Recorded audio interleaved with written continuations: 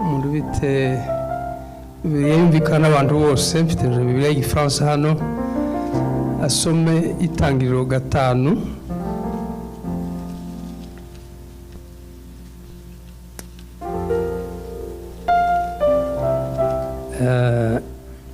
5:21 kugeza ku 24. Enoki yamaze imyaka 65 avutse abyara Metusela. Amaze kubyara Metusela, Enoki agendana n'Imana imyaka 300. Ayibyaramo abahungu n'abakobwa. Iminsi yose Enoki yaramye ni imyaka 365. Kandi Enoki yagendanaga n'Imana ntiyaboneka kuko Imana yamwimuye. Amen. Muhagarare turasoma nitumara tuganire. Ja ku chapitre kurikira 6:8. Ariko Nowa agirira umugisha k'Uwiteka. Amina.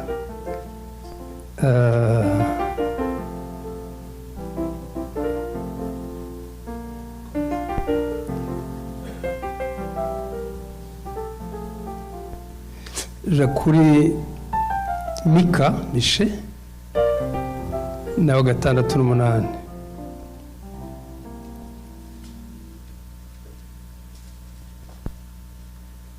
Mika 6:8. Yewe mwana w'umuntu we, yakweretse icyiza icyo Uwiteka agushakaho n'iki? Ni ugukora ibyo gukiranuka no gukunda kubabarira no kugendana n'Imana yawe wicisha bugufi. Amina. Amen. Turaganira ijambo ryo kugendana n'Imana.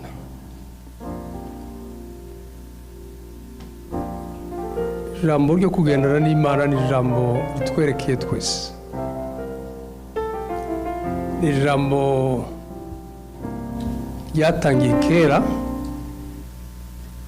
buke Imana ikirangiza kurema umuntu, ariko ni ijambo actuel ikituriho kuri uyu munsi, ntabwo ryabaye dépassé. Hari abantu bagenda bakabona nk'aho ibintu byo kwizera, byo kuba mu ikanisa, byo gutinya Imana byabaye démodé, dépassé. Ariko kugendana n'Imana ntibyabaye dépassé kandi ntibizaba dépassé, cyangwa se ntabwo tuzabitambuka.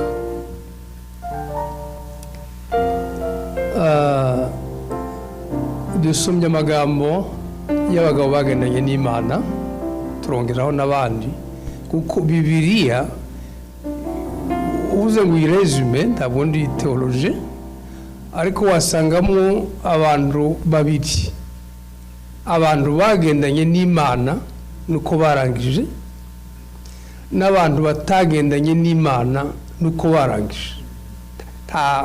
Tababa hagati. Waba uri umugore uri umugabo, waba uri wize utarize, waba uri umuyobozi cyangwa umuntu gusa,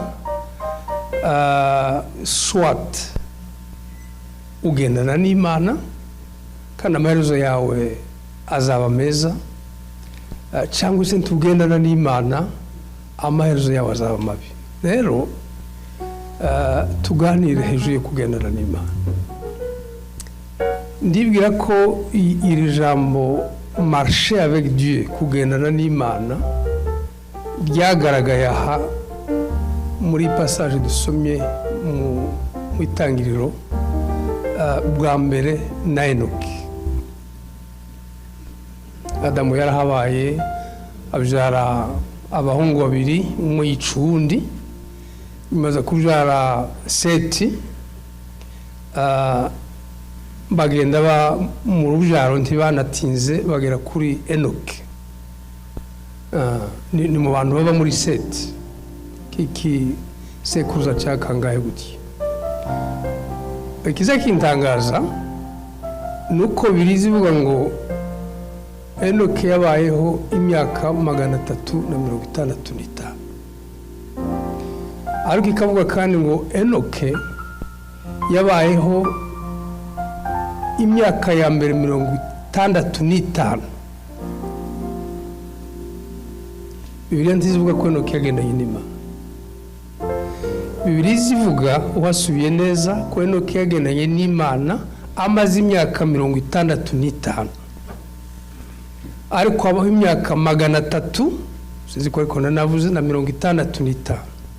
Ni ukuvuga ngo mu buzima bwe hari ibice bibiri. Hari 65 ans za mbere Imana ntivuga kuko Enoke yagendanye nayo, Bibiliya ntibivuga kandi ntitwabihamya. Ariko après 65 ans, mu myaka 300 yasigaye yabayeho, Imana ivuga ko Enoke yagendanye n'Imana, ndetse ibivuga kabiri. Ubwa kabiri bisubiyemo nibwo izivuga ngo wahasoma, hanyuma il est pris, iramujana. Amen. Il est pris, imujana gute? Niwe muntu wa mbere utaranyuze mu rupfu, kubera kuko yagendanye n'Imana neza imyaka 300.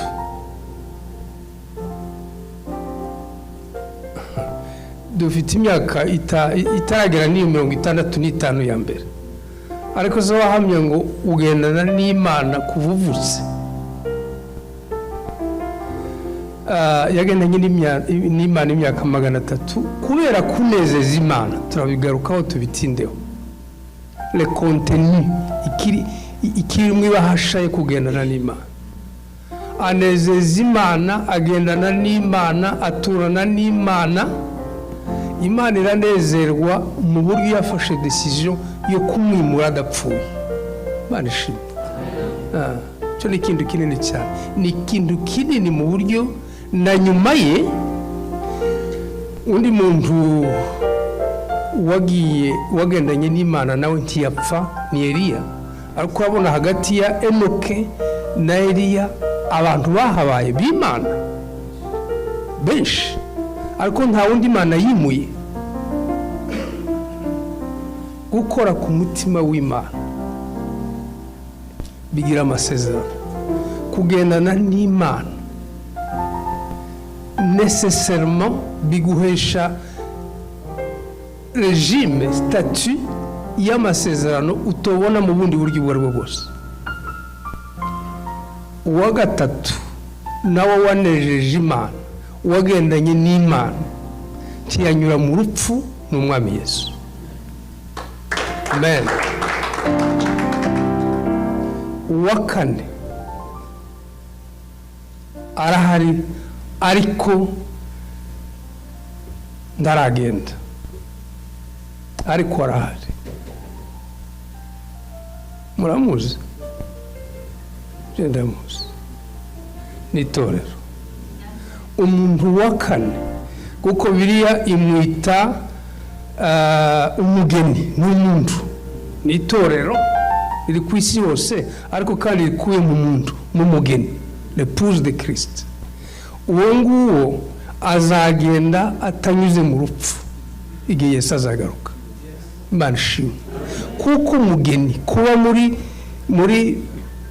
muri definition y'umugeni, ni umuntu ugendana n'Imana. Absolument. Tiwaba muri abantu bize mathématique moderne kera bagiraga ibintu no ensemble, bakagira collade, bagashiramo amayelema, murabyibuka. Muri irya ensemble y'umugeni harimo kugendana n'Imana. Nitugendana n'Imana kuva uyu umunsi, cyangwa se kuva umunsi watangiye kugendana n'Imana, kuko turi abakristo benshi ahangaha, ariko kugendana n'Imana nyabyo nabyo turabivugaho. Yesu nagaruka uzaba warapfuye, uzazuka, ariko nuzaba uriho nk'uko mpagaze hano cyangwa wicayeho necessairement tuzamera nka Enoke na Eliya na Yesu, tuzamuke tuje mu ijuru. Iryo ni ryo jambo ry'Imana. Enoke sasa ntitumutindaho, ariko zanumbuguzwa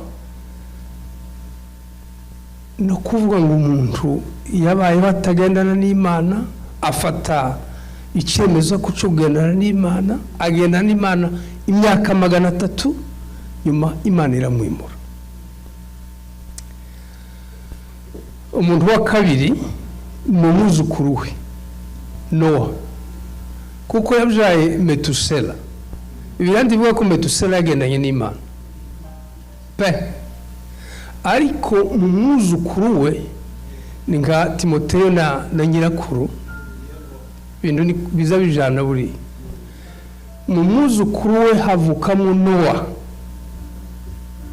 Usomye neza haravuga ngo Nowa marcha avec Dieu, nawe iyo verbe nayo iragaruka. Nowa yagendanye n'Imana, yari juste et intègre, yari umukiranutsi, niko Imana izimuhamya. Kuko isi yari corrompu, imaze kuba mbi cyane, bituma Imana ibonye wa mwuzukuru wa Nowa nawe hayagendana nayo, yirinda icyaha. Imana iramukunda, imutegeka kubaza inkuge. Abantu bose barashira ku isi, inyamaswa zose zirashira ku isi, ukuye Nowa n'abana be n'inyamaswa yari yashize muri ya nkuge. Timumva ko kugendana n'Imana kwa Nowa kwakije urugo rwiwe, ariko kandi narase y'abantu, kuko Imana ije kumarira abantu bari barangiye rwose. Yari igiye kuba oblige gusura kure mu muntu kandi, ariko le reste nabyo turabigarukaho. Abantu bake bazabasigara, bazabona amasezerano. Imana izibageza ku masezerano, niko bimeze. Mu kugendana n'Imana nahisemo amagambo nkane, ndagerageza kuyakomanta nihuta. Wabisobanura mu buryo bwinshi, ariko ijambo rya mbere nabonye ni decision y'umuntu. Decision y'umuntu ukuraha Imana ntizagukorera byose, ce n'est pas possible. Hari reserve y'ibintu bitoshira Imana igufitiye, ariko intambwe ya mbere ni decision y'umwana w'umuntu. Kuko Imana ntizi force umuntu ngo imukurikire. Imana izibikubwira, ni nkuko mbaye byigisha cyangwa se mu bundi buryo, ni ku radio, ni mu nzira.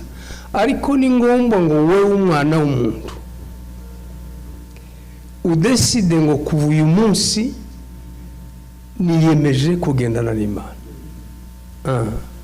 Kuko hari iminsi tuzatubaho turi no mu ikanisa ndetse dukora n'imirimo y'Imana ndetse, ariko tutagendana n'Imana. Niko bimeze. Hari iminsi dushobora kuba turi mu ikanisa tukaritindamo, ariko nyine ari ukumenyera. Ibyo mbaye mvuga si ibyo ngibyo. Ibyo mbaye mvuga ni igihe umutima wawe ukwemeje ngo iyi minsi tuyite 65, wenda ni 20 kuri wowe cyangwa 30. Ngenda none bikagenda gutya, ejo ngahinyura ibi, ejo ngasura ngakora ibi. No, reka kuri uyu munsi mfate décision. L'heure de la décision, Billy Graham yagiraga journal ya evangelisation yari yarise l'heure de la décision. Ndibwira ko no ikihari hari isaha ya décision. Nibyo byabaye k'umuntu witwa Aburahamu. Umunsi umwe aramubwira ati ariko wowe wo kwa Tera tusa, haguruka ugende, nzakubwira iyo uje. Muribwira umuntu ubwirwa ngo haguruka ugende, agasiga se na nyina n'abandi bavukana, afata decision yo kugenda. Usubiye mu buzima bwa Aburahamu wakwibwira ko bitari byoroshye, ariko aradeside kugenda, arahaguruka. N'ubu niyo iriya Israel ya Netanyahu buriya barwanira imipaka n'iki ni ukureba cya gihugu Imana yabashizemo kuva umunsi Aburahamu bahamagara. Waba warafashe decision yo kugendana n'Imana, cyangwa waba ukiba mu rugabangabo hagati. Eliya uriya twavuze wa munsi ku musozi Karumeli,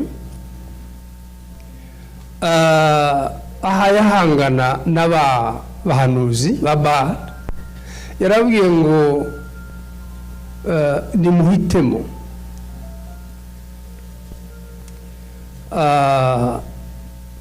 Ariko na Yeshuwa igihe yaragiye gutandukana n'abana b'Israeli ashaje, yarabwiye ngo ziriya mana z'Amorayen n'Abamoabite n'abandi, muhitemo Imana mushaka guservira, Imana mushaka kugendana nayo, Imana mushaka kumvira, Imana mushaka gutegaho. Aravuga ngo uko biri kose jewe n'inzu yanje tuzakorera Uwiteka. Amen. Donc hari decision umuntu afata mu buzima bwe, akanabyigisha n'abana. Nta mwanya dufite, ariko hari etude yigeze kuba hano muri Amerika y'amafamiye abiri y'imyaka 100 ishize, biga uko izo famiye zabayeho. Umwe yari umukristo utinya Imana, ugendana n'Imana, undi yari umupagani. Imyaka 100 ishize, ni ibintu bihari bifatika. Wenda nzoheza amadone pasteur ayabahereza. Bagiye kwiga uko za famiye zabayeho 100 ans après, basanga uriya muntu wagendanye n'Imana, umunyamerika wa hano, donc ni mu siècle ishize, basanga mu rugo rwe havuyemo abayobozi bakomeye, havuyemo vice president w'iki gihugu, havuyemo first lady w'iki gihugu, havuyemo abarektori b'amauniversite, havamo abaganga, umubare urahari, abavoka, abajije, ababusinessmen, abakozi b'Imana muri iyo myaka 100, kuko yari yaragendanye n'Imana. Bafata uriya muntu wari umupagani w'inzoga, uri mu bintu bibi mu myaka 100, nabo batanga statistique y'abantu bagiye muri prison, ma prison, abantu ba prostituée, abantu babibyi, abantu bakoze ibintu by'amakrima akomeye cyane. Bisobanuye gute? Kimwe na Enoke, tugomba kwigisha abana bacu kugendana n'Imana. Iyo tubikoze gutyo, Imana ikadufasha bigafata, abantu baziga ubuzima bwawe pasteur nyuma y'imyaka 100 bazavuga ngo dore uko byagenze nuku. Kuko gatutakiriho, abantu bazatuvuga batwandikeho amateka yacu n'ayahazaza, n'ay'abantu babaye abagome, babicanyi, biki cyangwa n'abantu bagize imigisha iva ku Mana. Ni byiza ngo dufate decision, tuve muri hésitation. Le temps est court. ubuzima ni bugufi cyane twarabyumvishije ejo makuru y'ejo yatweretse la brièveté de la vie ukuntu ubuzima ari bugufi cyane alors mu minsi ufite cyane cyane abantu b'abasore mwige kugendana n'Imana bikuzanira imigisha n'amahirwe utobona mu bundi buryo ubwo ari bwo bwose. Iyo decision usanga Moise yarayifashe wa munsi kubera ishaka yishe wa muntu wo kwa babaga bari batonganye barwana yamara gahunga gacika. Iyo yagiye 40 après yumvise ijwi ry'Imana il devait décider kuryumvira cyangwa kutaryumvira. Aryumviye niho havuye un des grands leaders wa histoire yose y'isi Moise ayobora abantu iriya myaka yose. Mbese ni byiza ko twumva ko Imana ihayiduhamagara mu yindi nivo yo kuba abakristo niko nabivuga mu rundi rwego noneho rwo kugendana nayo ikatwishimira. Amen. Ijambo rya kabiri uko umaze gufata decision muvandimwe yabivuze hano nkunda ijambo ryo kwizera n'ukwizera kuko ufashe decision utayongereho kwizera isigara mu kirambi kuko kugendana n'Imana bifite ibibazo mu nzira n'urugenzi. C'est un voyage, c'est un voyage, ni voyage y'ubuzima bwawe kabisa. Alors utari umuntu ufite kwizera bizabigora. Kwizera nagusobanuke mu intambwe zitatu. Intambwe ya mbere yo kwizera no kwemera, croyance, kwemera. Kandi bizitubwira ngo kwizera guheshwa no kumva kukava mu ijambo ry'Imana. Intambwe ya mbere no kwemera, iya kabiri no kubaha Imana, iya gatatu no kugira confiance Imana. Nguko kwizera muri urugenzi dufite ni ngombwa ngugire izo ntambwe zitatu zo kwizera. Kwizera kunyuze mu kwemera kuvuye mu ijambo ry'Imana. Ijambo ry'Imana ni rigari ariko ijambo ry'Imana rikubiye muri Yesu kuko Yesu niwe jambo. Mbere na mbere hariho niwe jambo. Mbese tuvuze ngo kwemera ni ukwemera umwami Yesu nk'umukiza, mukiza wawe n'umwami wawe. Hari abantu bemeye Yesu bamufata nk'umukiza bakavuga ati Yesu ni umukiza wanje, okay yarampfiriye, ariko banga kwababera umwami.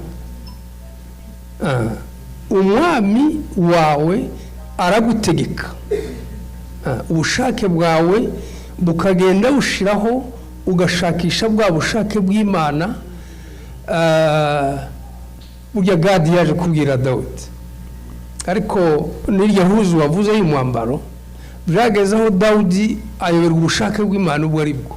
Abwira wa muhungu ati zana efode yawe dushakishe volonté y'Imana. Siko bimeze.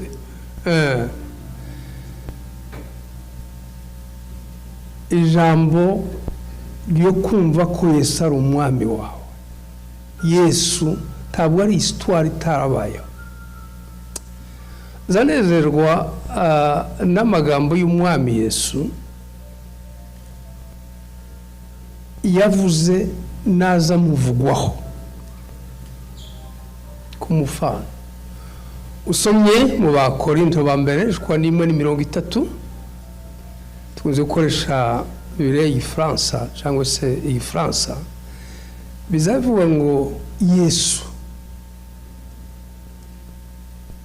ndabanza mbivuge mu Gifaransa. Il a été fait pour nous sagesse, justification, sanctification et rédemption. Imana ishimwe. Biravuga ngo Yesu yatubereye. En fait, hari ukuntu Imana yamugize. Hari ukuntu Imana yamugize amaze atubera ubwenge. Atubera gutsindishirizwa. Atubera kwezwa. Ngo amare atubera gucungurwa. Timumva ko hakubiyemo ibintu byinshi cyane. Imana ishimwe. Iyo ntekereje amagambo niyo ndi mu rugenzi niyo nicaye numva ndi umuntu uremereye. Wewe isi ikeneye ubwenge. Ubwenge butari ubwenge twa mugani babiri buboneye. Ariko uje ufite Yesu by'ukuri Yesu yampaye ubwenge. Sindo kubumva gusa yambereye ubwenge. Il a été fait pour moi sagesse. Yesu n'ubwenge. Yesu andimo. Mfite ubwenge muri iyi si kubera ko mfite umwami Yesu. Kubaha Imana iyo shingiro ry'ubwenge. Nimbugira Yesu nk'umwami n'umucunguzi wawe n'umukiza wawe, washimira Imana kuko ufite ubwenge. Mu bibazo dufite ari ibibazo by'ubwoko, ari ibibazo by'ubuzima, dukeneye ubwenge. Waba hano Phoenix, waba hano muri Etats-Unis, udafite ubwenge buva ku Mana tibyaguhira rwose. Ariko kandi Yesu duhaye tuvuga yambereye gutsindishirizwa. Gutsindishirizwa ni ijambo rivuga ngo ni justification. Biravuga ngo nari umunyabyaha naciriweho iteka, condamné à mort kubera ibyaha, kuko umushahara w'ibyaha ni urupfu, ibihembo by'ibyaha ni urupfu. Ariko justification biravuga ngo ni nka amnesty.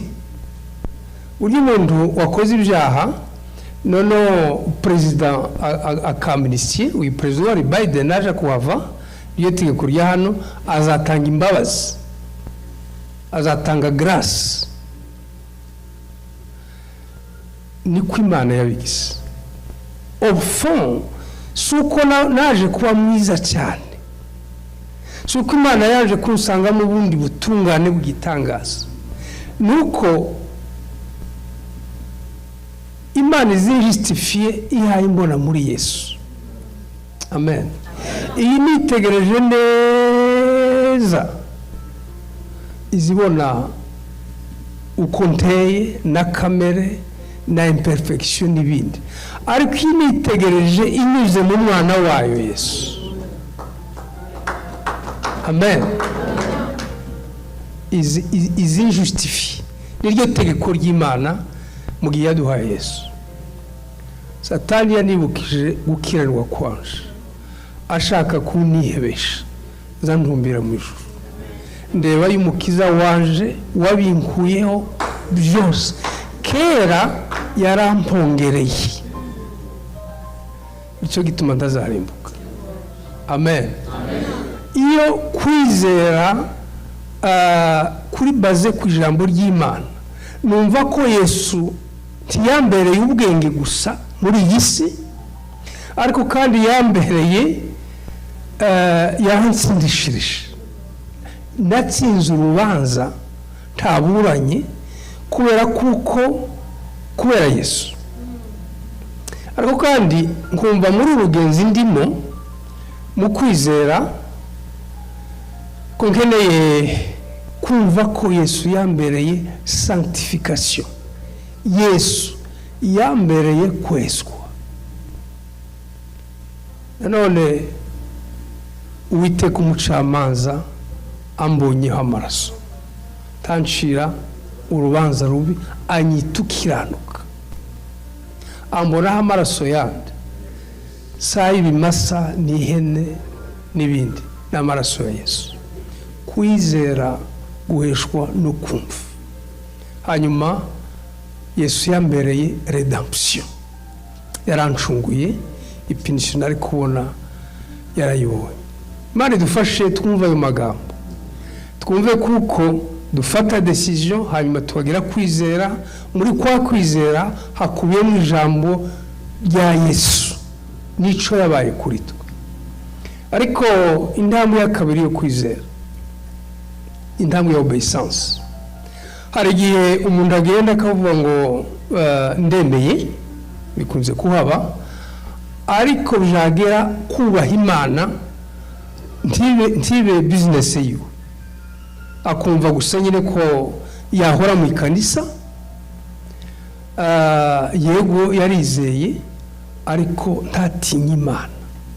Bavandimwe, muri urugenzi dufite rwo kuja mu ijuru, mureke twige na obeissance.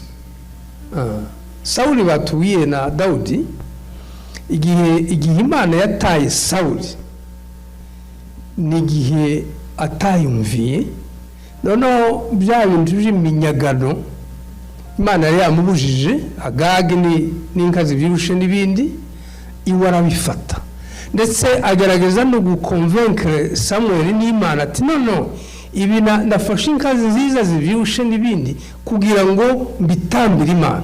Muri bakora ibyo burya mfite byari byabaye by'igiturire, waturira Imana ati no c'est pas ça, je sinakubwiye ngo nakubujije ngo ibyo bintu ntimubizane mubitsebe. Ati no yara insist Samuel, mbwirira Imana kuko niyo twabizanye ni byayo ni kwitambira.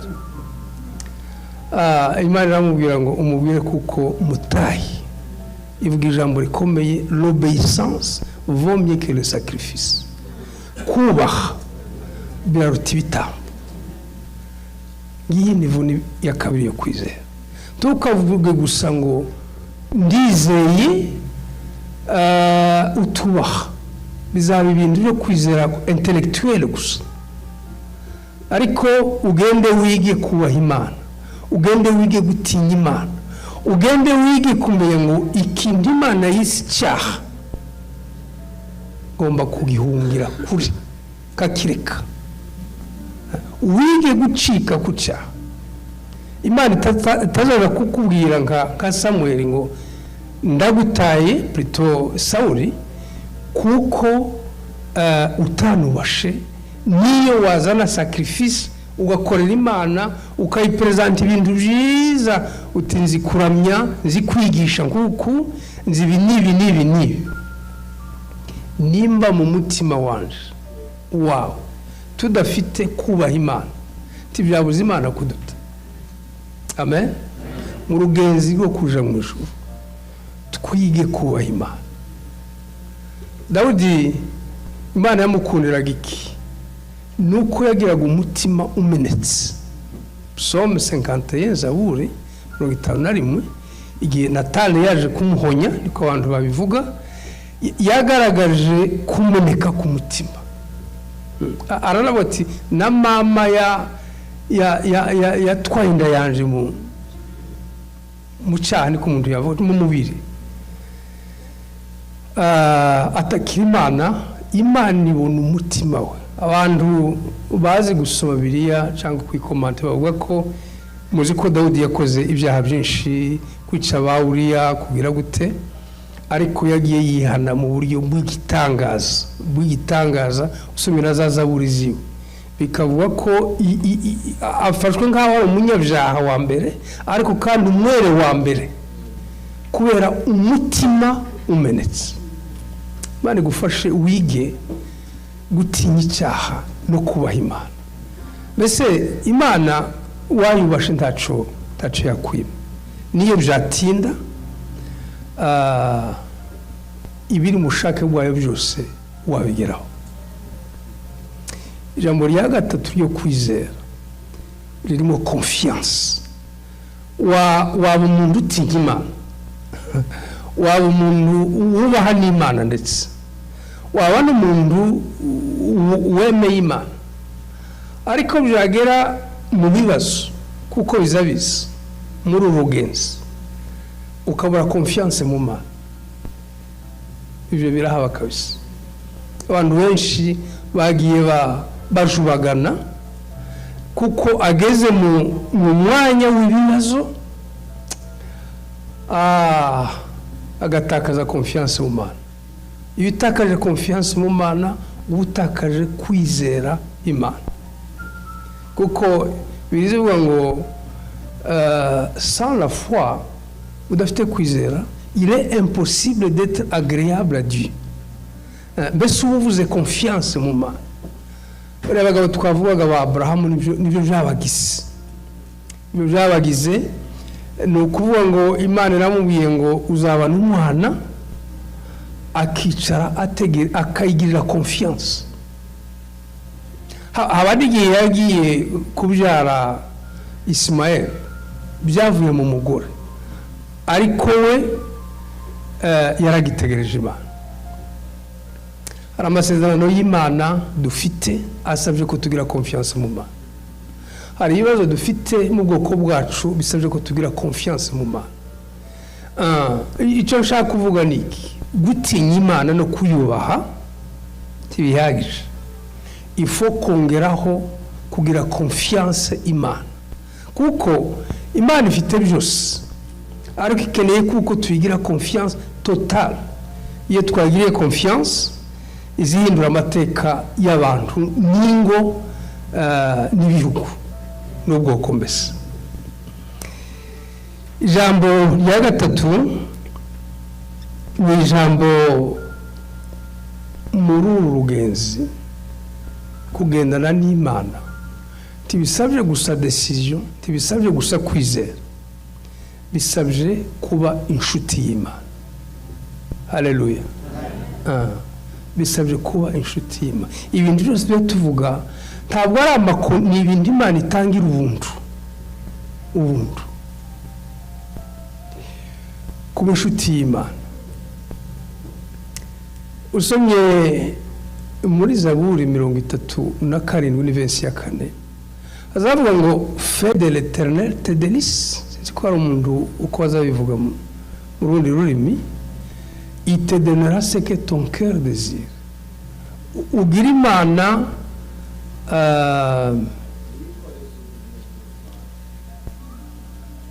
il dit recommande ton sort à l'Éternel fais de l'Éternel tes délices 37 verset 4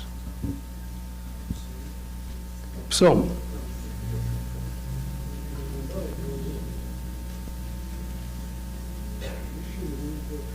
mwishimire Uwiteka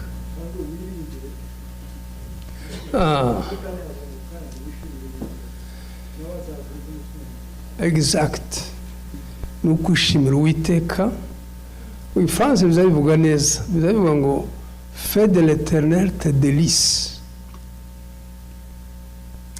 ugira Uwiteka ikintu kikunejeje urabona ngiye gufata jus ni délicieux iraryoshe mbese ni ukuvuga ngo uryohere Uwiteka amen wige kuryohera Uwiteka nawe azaguha icyo umutima wawe wifuza cyose kugendana n'Imana binyuze mu kuba inshuti y'Imana hari ahantu usoye muri Ezekiel 30 14 ni 20 ntitubasoma no hepfo Imana izivuga ngo niyo no kohereza ibintu byo kurimbura isi kohereza mugiga kohereza inkota kohereza inyamaswa ariko hari abagabo batatu Noa na Yobu na Daniel biranditse usomye amaverse Bibiliya bavuga kenshi bo ntibopfa. Amen. Ibo ntibopfa. Nkohereza inyamaswa zica abantu bose mu gihugu. Hariho Nowa, hakabaho na Yobu, urumva n'abantu babaye mu bihe bitandukanye cyane. Hakabaho na Daniyeli. Biranavuga ngo kubera gukiranuka kwabo ibo ntibopfa. Hepfo haravuga ngo yireste y'abantu. Erega hari igihe abantu bocumura bakava mu by'Imana, ariko Imana izadusubiza gute na biriya twavugaga ejo by'igihugu cyacu. Nireste y'abantu muri urugenzi bazaguma gutinya Imana no kunezeza Imana. Umuntu yaryohera Imana gute? Umuntu yaba inshuti y'Imana gute? Yego wayumvira, ariko ijambo ry'ubushuti n'indi nivo muri relation y'abantu. Twaba tuvukana, ufite bakuru bawe, barumuna bawe, bashiki bawe, ariko mutari ukagira umwe w'inshuti kurusha uwundi. Gutyo n'ahandi. Ni iki Imana igushakaho? Cyo raje kubwira.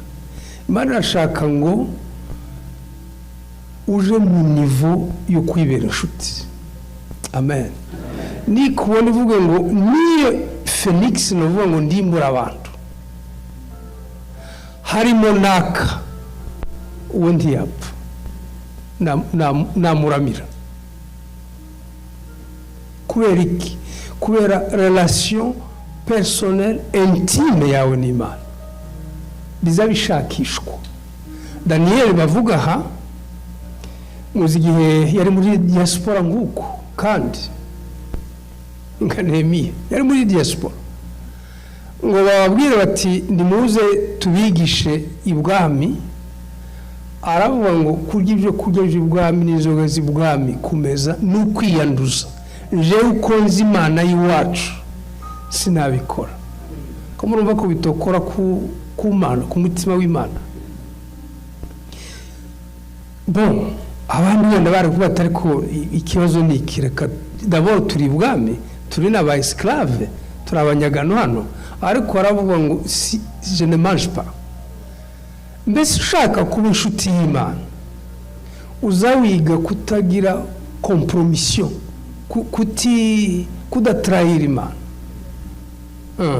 Birahaba kabisa. Uko tugendana n'Imana, uko Imana ihaye tubona nijoro cyangwa ku manywa, izisanga abantu bamwe batayitunganiye kuko ka Daniyeli.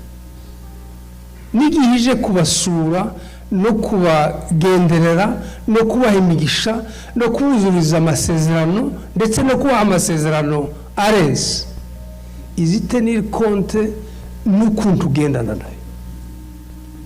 Byatume Daniyeli avaho, muzi ko yagiye azamuka kugeza nawe yari nka premier ministre, niko abantu babivuga muri iki gihe. Kuko birivuga ko hari abantu batatu begereye umwami, ariko yaratoneshwaga bituma babo bamugirira ishari. Bibiliya ivuga ko nta kosa bamubonyeho, nta kosa na rimwe bamubonyeho. N'igihe byageze aho bavuga ati okay, epreve y'ubukristo buzabunyura mu muriro. Daniyeli uko ibintu bimeze, hashinzwe itegeko urapfa uraja mu rugo rw'intare. Icyo bari bizeye ni ukuvuga ngo nibigera ahangaha noneho Daniyeli araha, uriya wanze kwiyanduza mu biryo n'ibindi, ibi kameme ntiyemera kuja mu rugo rw'intare. Murabyumva? Ariko kubera ubushuti bwa Daniyeli n'Imana, timuzi ko nabwo yaje gusenga ku mashapitre mbara 8 ari 9, marayika yaje akavuga ngo yewe Daniyeli ukundwa n'Imana ntimubizi byatumye bavuga ngo baramujana mu rugo rw'intare arabyiyemeza buriya yafashe decision yo kwiyemeza ndetse asenga gatatu akomeza gusenga baramufata hari umuntu wanditse aravuga ngo Imana ku mukiranutsi wayo yakwemera kwinjira mu rugo rw'intare ariko Imana ntizemera ko umukiranutsi wayo yinjira mu kanwa k'intare. Mu bibazo ufite nimba uri inshuti y'Imana ibibazo bizaza haba n'urugo rw'intare uzarwinjiramo ariko ntuzinjira mu kanwa k'intare. Nanone bavuze ngo ushaka gupima integrite y'umuntu twasomye ko Nowa yari integre, Daniel yari integre, Yobu yari integre. Imana yaravuze ngo il était intègre et droit niko birivuga. Uwo muntu aravuga ngo wabaza abantu nimba ubuzima bwabo bafite bo kwemera ko babubwira nk'ifilme hariya kuri mire none abantu bakabukurikira. Ukuba tubaje hano ngo ubuzima bwa buri muntu babushire hariya kuri mire nk'ifilme bwose ni bangahe bokwemera? Kumabona ko abantu benshi bokwemera ngaho ni project ubuzima bwanje abantu bose babone. Utaragera muri iyo nivo ufite ikibazo n'Imana niko bimeze.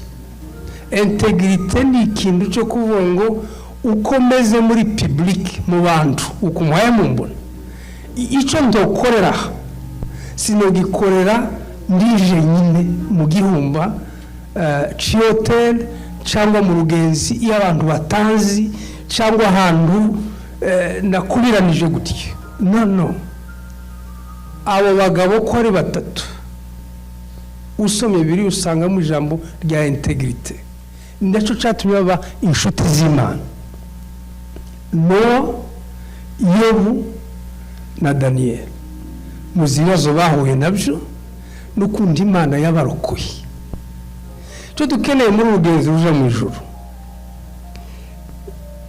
nuko abantu b'inshuti z'Imana biza gute uri umuntu wize gusoma ijambo ry'Imana uzi ry'ijambo ry'Imana k'ibyo kurya ntukarye petit déjeuner ngo ubwo uri hano muri Amerika noneho ukubiteho sinzi ibindi n'isazine kwipoze ugeze muri midi ngaho ni mugoroba simpaye mvuga ngo ndimukaze muri ariko udahaye ury'ijambo ry'Imana nico kibazo. Ikibazo si ibiryo bindi wakwidiscipline ariko uzugira ijambo ry'Imana rizari kunezeza. Iyo hari soma uzumva ko ubwenge bwawe buguwe neza, uzumva ko umutima wawe urikunze kurusha ikindi kintu cyose, uzumva amakuru avuye mu ijambo ry'Imana akunejeje kuruta andi makuru ya televiziyo n'ay'abantu baba batera igipindi. Ijambo ry'Imana ni tabaza ryacu. Turyohera Imana binyura mu ijambo ry'Imana turikunde ritugireho imbaraga tugere nka kurya Petero yavuze ngo biraruta kubaha Imana kuruta kubaha abantu. Ijambo ry'Imana no gusenga muri urugenzi hari abantu bakeneye kwiga gusenga Imana. Wasenga umwanya muremure cyangwa umwanya mugufi ariko gusenga ni nko guhumeka, ni nko guhumeka. Usomye igitabo cya Nehemiya azagira udusengesho tugufi. Nsaba Imana ngo ngire gutya, nsaba Imana ngo ntiwibagirwe, nsaba Imana ngo ungire gutya. Uzusenga ushoboye ufata umwanya muremure cyangwa se umwanya mugufi, hanyuma ugira ubuhamya nyabuhamya n'abandi buhamya bakabati uko biri kose uriya mugabo azagendana n'Imana, uko biri kose uriya mugore azagendana n'Imana. Amen. tube inshuti z'Imana. Nitube inshuti z'Imana bizatuma no mu bwoko bwacu Imana ivuga ngo ubwo hari naka reka hari ibintu nari gukora ntazakorera ubwoko sinkibuhanye kuko hari naka.